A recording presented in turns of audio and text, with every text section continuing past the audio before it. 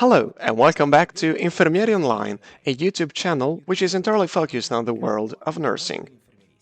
In today's video, we're going to talk about the extrication of a trauma patient in confined spaces using the Ferno XT Plus extrication device, which you can see back here. But as usual, before we do that, here is our intro.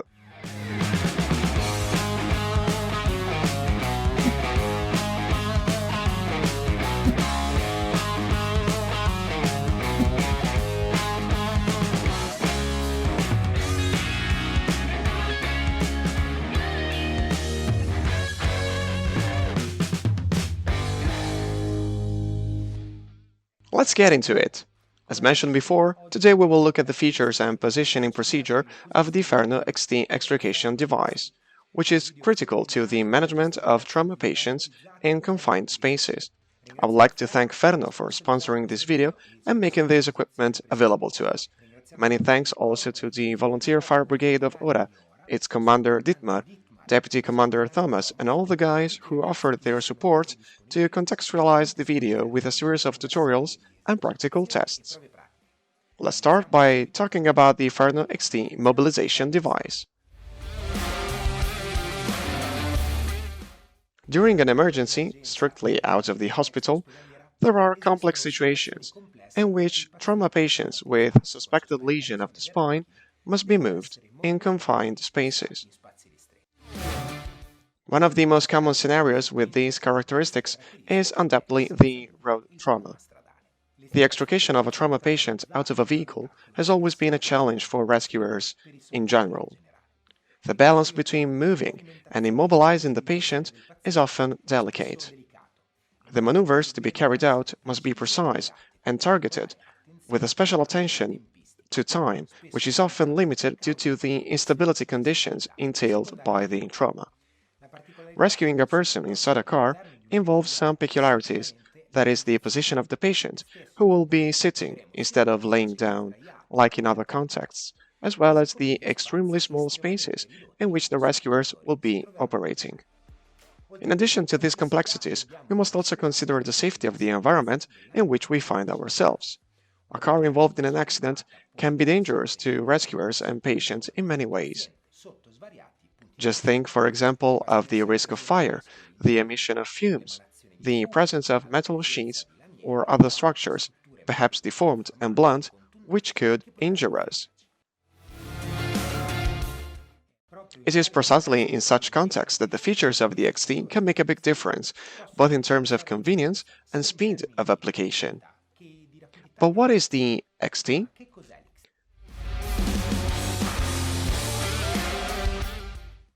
This time as well, the Ferno XT extrication device is the evolution of a device born a few decades ago, that is to say the KED or Kendrick extrication device.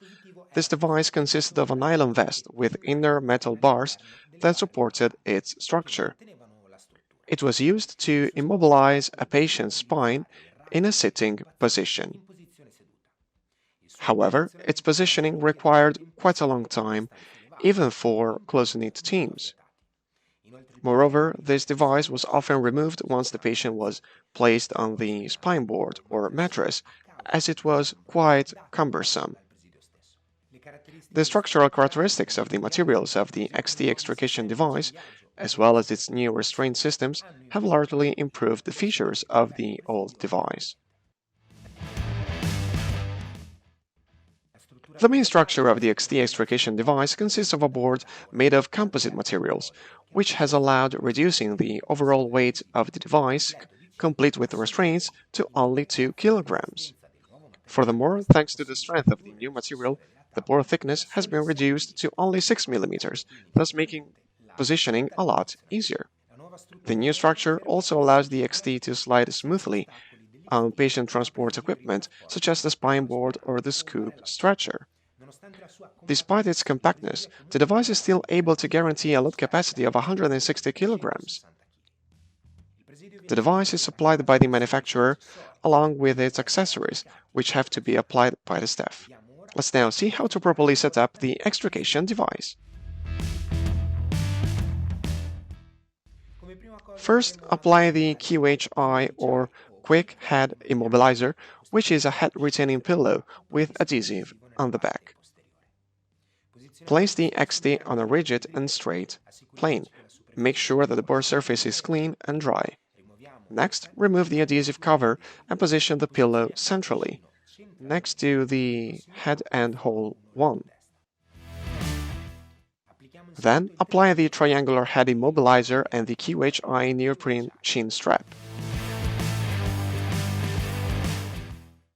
Finally, apply the 4 restraints, 2 torso restraints and 2 groin restraints.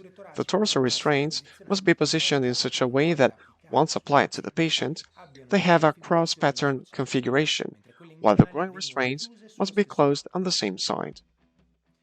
Remember that before using the device, it is recommended to arrange the restraints in a ready-to-use position by closing the red chest restraint with the yellow one and the yellow restraint with the red one on the sides, so that all the restraints remain positioned at the sides of the board and the board remains free, as you can see in the images.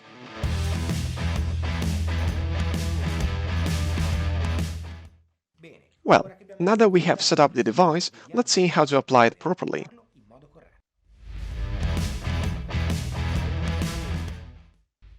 The extrication maneuver can be performed differently as needed.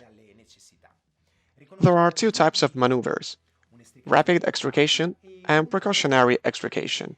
Both maneuvers require at least 2 operators for them to be performed correctly. Rapid extrication is used in all situations where the patient's clinical condition is unstable or the operating scenario is unsafe for the rescuers and the patient. The goal of this maneuver is to get the patient out of such a scenario as quickly as possible, while ensuring a good immobilization of the spine. The first operator stabilizes the spine and head by moving the patient slightly forward, creating space for the insertion of the device. The second operator positions the device behind the patient's back, making sure to center it correctly. Then the first operator places the patient on the device. While the first operator keeps the patient's head still, the second operator applies the triangular head immobilizer, positioning it just above the eyebrows and making sure it is firmly on the forehead. Then the second operator passes the red upper handles under the patient's armpits and extricates the patient, moving him or her away from the accident.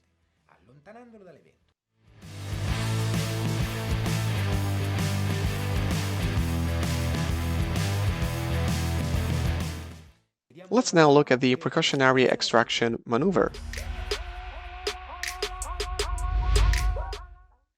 In this sequence, the first operator stabilizes the cervical spine by manually immobilizing the head. The second operator applies the cervical collar. The first operator moves the patient slightly forward, thus creating space for positioning the device. The second operator positions the device and checks that it is correctly centered. The first operator places the patient on the XT extrication device. At this point, the first operator continues to hold the head, while the second operator applies the triangular head immobilizer just above the eyebrows and makes sure that it is firmly on the forehead. Both operators now apply the yellow and red torso restraints in a cross pattern. Then adjust the tension and make sure that the red lifting and carrying handles remain accessible. Both operators apply the black and green groin restraints, passing them under the patient's legs and latching them on the same side.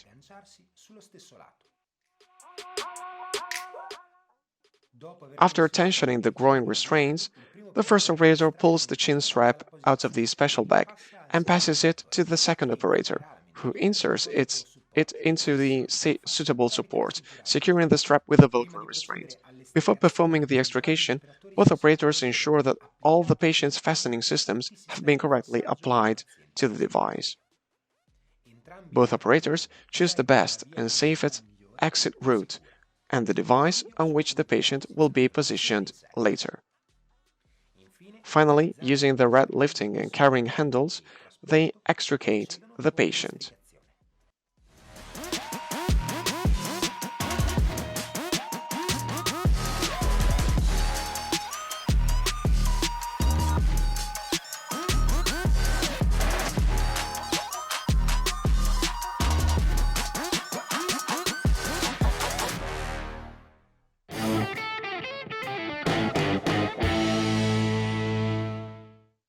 Alright guys, that's all for today's video. Thanks again to Ferner for sponsoring this video and providing us with the XT Plus extrication device, and to all the volunteer firefighters who participated. If you like this video, please subscribe to the channel. If you have not done it yet, enable the bell to be notified when our next videos are released. You can also find us on Instagram and the profile shown below. See you in our next video, always here on Infermieri Online. Bye!